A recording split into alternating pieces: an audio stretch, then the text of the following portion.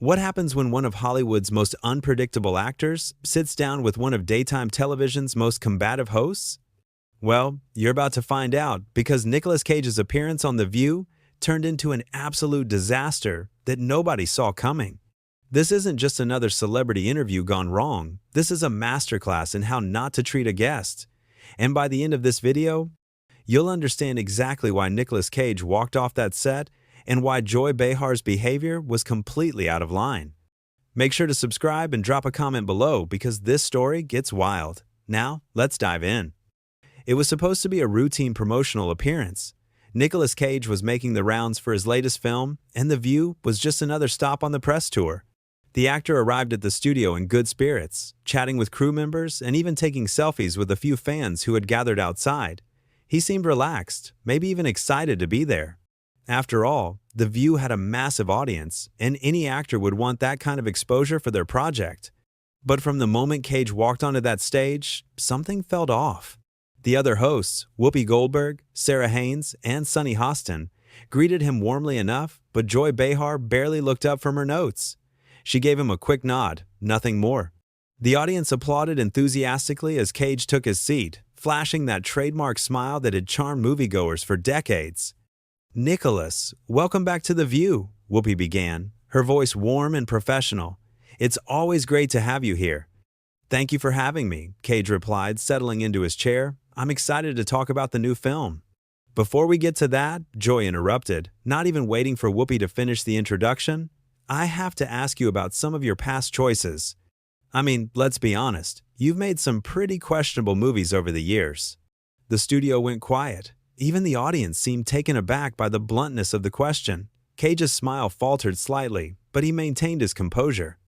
"Well, Joy, I think every actor has projects they look back on differently," he said diplomatically. "But I've always tried to bring something unique to every role, whether it's a big-budget blockbuster or an independent film. Unique is certainly one way to put it." Joy shot back, a smirk playing at the corners of her mouth. "I mean, some of those performances were so over the top, they became memes. Don't you think that's a little embarrassing?" Sarah Haynes shifted uncomfortably in her seat. This wasn't the direction anyone expected the interview to go. Cage, for his part, remained calm, though his jaw tightened slightly. "I don't think there's anything embarrassing about putting yourself out there creatively," he responded. "Acting is about taking risks, about finding truth in characters, even if they're unconventional. If some people find that amusing, that's their prerogative." "Truth in characters?" Joy laughed, but it wasn't a pleasant sound. "Come on, Nicolas. Some of those performances weren't about truth, they were about paycheck. We all know you had some financial troubles a few years back. Is that why you took on so many projects that were, let's say, beneath your talent level?" The other hosts exchanged glances. Whoopi cleared her throat, clearly trying to steer the conversation in a different direction, but Joy wasn't done. "I mean, you're an Academy Award winner?" she continued, her voice dripping with false concern. "Doesn't it bother you that people are more likely to remember you from those direct-to-video movies than from your serious work?" Cage's demeanor began to shift. The diplomatic smile was fading, replaced by something harder, more defensive. "Joy, I think you're oversimplifying things," he said, his voice taking on a slight edge. "Yes, I've taken on a variety of projects for different reasons. Some were passion projects, some were commercial ventures, and yes, some were financial necessities, but I've never phoned in a performance. I've always given everything I had to every role." "Everything you had?" Joy pressed. "Really? Because I've seen some of those movies, and it looked more like you were just cashing checks." Sunny Hostin jumped in, clearly trying to diffuse the tension. "Nicolas, let's talk about your new film. What drew you to this particular project?" But Joy wasn't ready to let go. "No, wait, I want to finish this thought. Nicolas, don't you think you owe your fans better than some of the garbage you've put out?" The word garbage hung in the air like a slap. Cage's eyes flashed, and for a moment, everyone could see the famous Cage intensity that had made him a star. "Garbage?" he repeated, his voice low and dangerous. "Joy, I think you're being incredibly disrespectful. Every project I've worked on employed dozens, sometimes hundreds of people.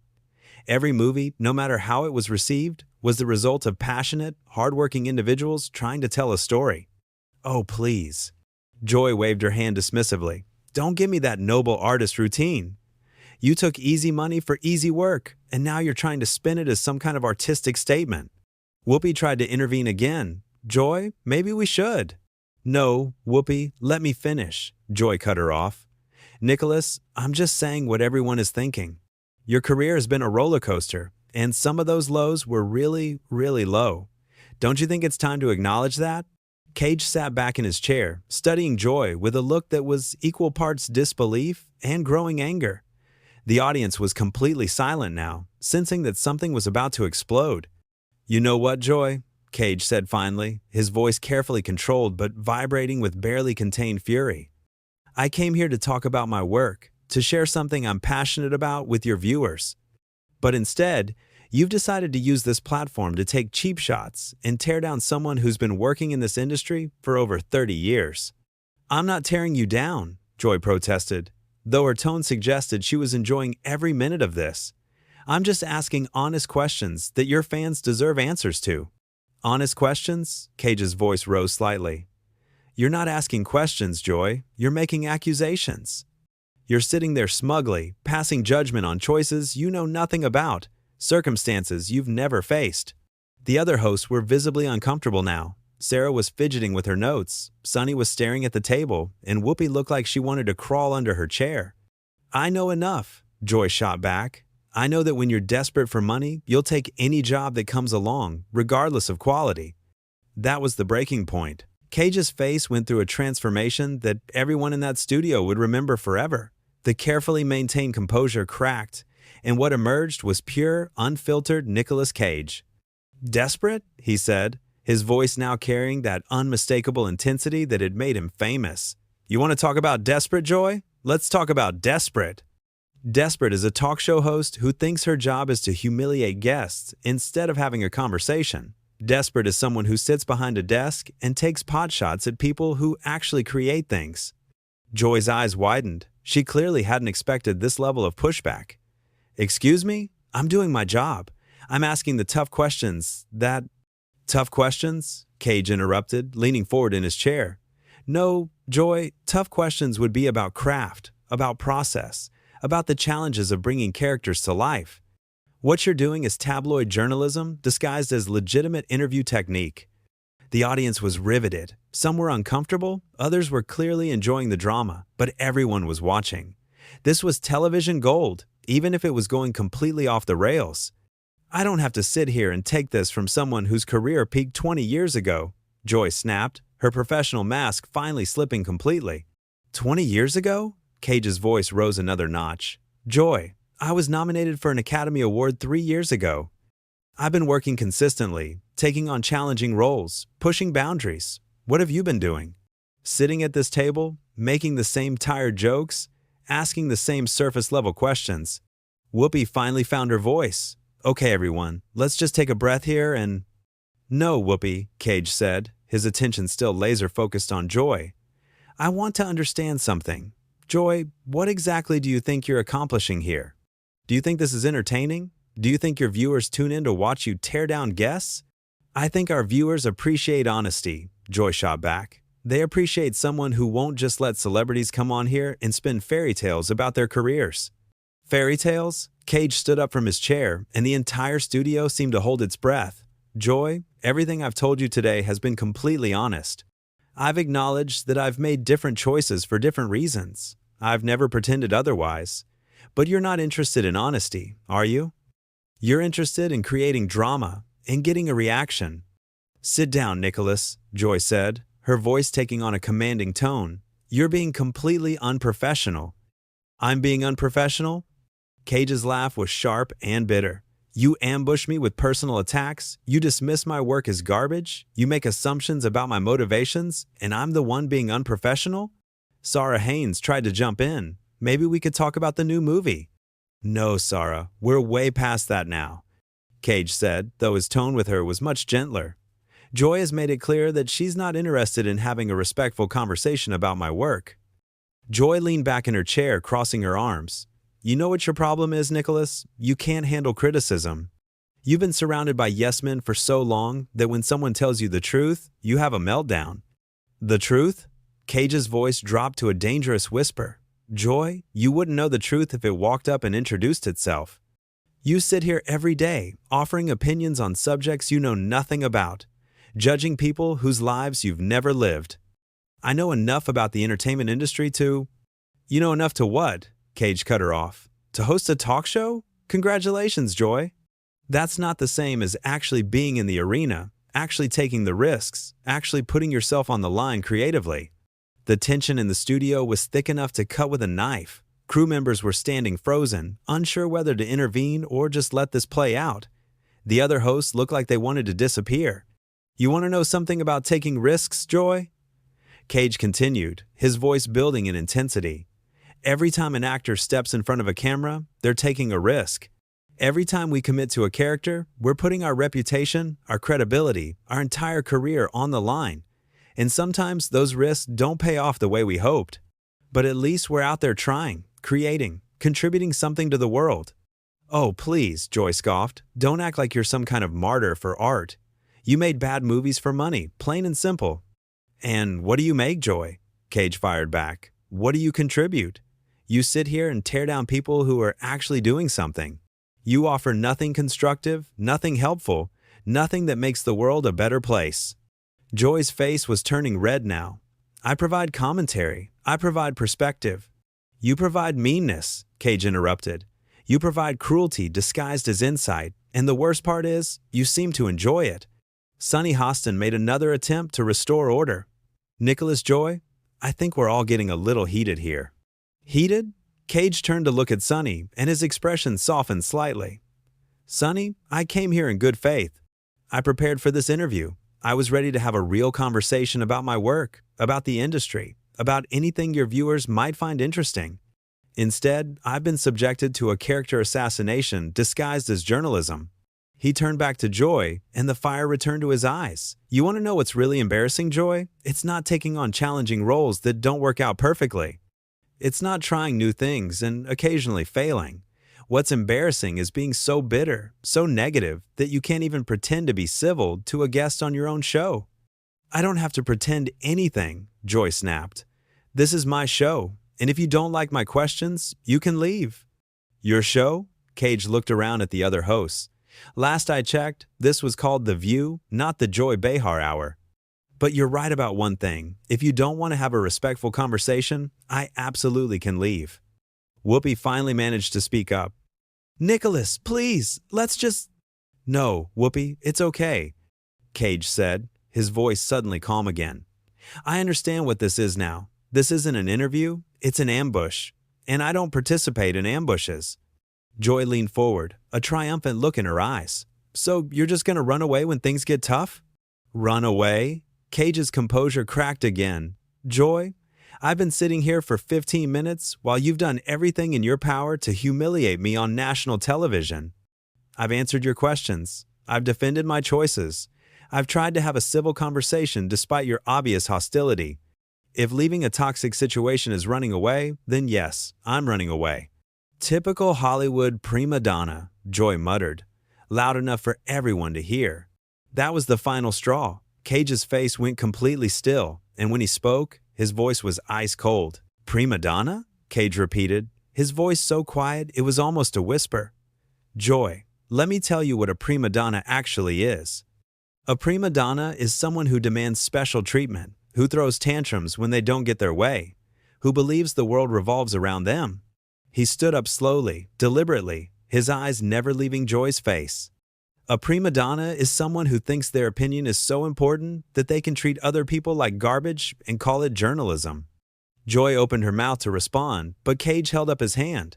No, Joy, you've had your turn.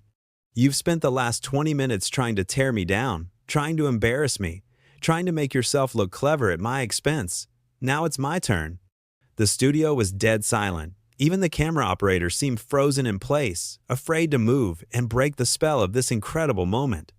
You want to talk about my career choices? Fine, let's talk about choices, Cage continued, his voice building steadily. I chose to take risks. I chose to work with young filmmakers who couldn't afford A-list actors. I chose to say yes to projects that other actors wouldn't touch because they were too worried about their image. He began walking toward Joy's side of the table, and she actually leaned back in her chair. I chose to keep working, to keep creating, to keep contributing to an art form that I love, even when it meant taking on projects that weren't perfect. What did you choose, Joy? You chose to sit behind a desk and judge people. You chose to be negative, to be cruel, to be small. I'm not going to sit here and let you lecture me, Joy said, but her voice lacked the confidence it had earlier. You're absolutely right, Cage agreed. You're not going to sit there and let me lecture you, because I'm done talking to you. But before I go, I want everyone in this studio, everyone watching at home, to understand something. He turned to face the camera directly, his intensity focused like a laser beam. When you invite someone onto your show, you have a responsibility. You have a responsibility to treat them with basic human decency. You have a responsibility to ask fair questions and listen to the answers. You have a responsibility to create an environment where actual conversation can happen. Turning back to Joy, his voice grew louder. Joy Behar has failed in every one of those responsibilities today. She came into this interview with an agenda, with a desire to humiliate and tear down, and she's pursued that agenda regardless of how it reflects on this show, on this network, or on herself. Joy tried to interrupt. You can't come on my show and… Your show? Cage's voice exploded. This is supposed to be a show about different perspectives, different viewpoints, different women sharing their thoughts. But you've turned it into the Joy Behar character assassination hour. Whoopi finally stood up. Nicolas, Joy, I think we need to. Whoopi, with all due respect, this needed to happen. Cage said, his tone gentle with her, but his eyes still blazing. Someone needed to call out this behavior, because if no one says anything, it just gets worse. He looked around at Sarah and Sunny. You're both intelligent, thoughtful women, and I'm sorry you had to witness this. This isn't how professional interviews are supposed to go. Joy stood up now, too, her face flushed with anger and embarrassment. Get out of here, Nicolas. Just get out. I'm going, Cage said calmly, but I want to say one more thing to your viewers. He looked directly into the camera again. When you watch interviews, when you consume media, demand better, demand respect, demand actual journalism instead of cheap shots disguised as tough questions. He started walking toward the exit, then stopped and turned back. Joy, I genuinely hope you take some time to think about what happened here today, because this isn't normal. This isn't okay. And somewhere along the way, you've forgotten that the people who come on this show are human beings, not punching bags for your personal entertainment. Joy's voice cracked with fury. Don't you dare tell me how to do my job. I've been in this business longer than. Length of time doesn't equal quality, Joy. Cage cut her off one final time. And what you demonstrated today wasn't journalism. It wasn't entertainment. It was just plain cruel. The other host sat in stunned silence as Cage unclipped his microphone and set it on the table. The audience was completely quiet, unsure whether to applaud, boo, or just process what they had witnessed. This is what happens when ego becomes more important than integrity, Cage said, addressing the camera one last time. When personal attacks become more important than actual conversation, when making someone look bad becomes more important than making good television. He looked at Whoopi, Sarah, and Sunny. Thank you for having me, and I'm sorry it ended this way. As he walked toward the exit, Joy called after him. Fine, leave. Run away like the coward you are. Cage stopped dead in his tracks. Slowly, he turned around, and when he spoke, his voice carried a weight that seemed to press down on everyone in the studio. Joy, I've survived in Hollywood for over 30 years. I've worked with the best directors, the most talented actors, the most creative minds in the industry.